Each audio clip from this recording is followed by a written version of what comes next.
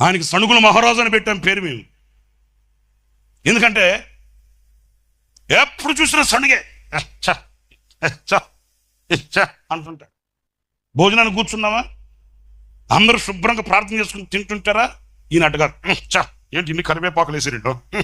కరివేపాకు ఎంత, దాని బొతికెంత, తీసి పక్కన పెడితే ఏం పోయా, అబ్బా భోజనం చేసి చెయ్యి గడిగేంతవరకు ఇంత కారం వేసారేంటిలో, దీంట్లో కారమే లేదంటే, సరే దాంట్లో కారం ఎక్కువ ఉంది, దీంట్లో కారం తక్కువ ఉంది, ఈ రెండు కలుపుకో బ్యాలెన్స్ అయిపోద్దిగా.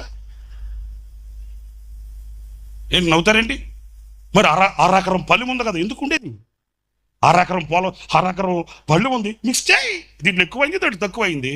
ఇప్పుడు సౌండ్ ఎక్కువైంది, తక్కువ ఉన్న చోట పోయి కూర్చో. సౌండ్ తక్కువ ఉందా, ఎక్కువ ఉన్న చోట పోయి కూర్చో, అయిపోలా.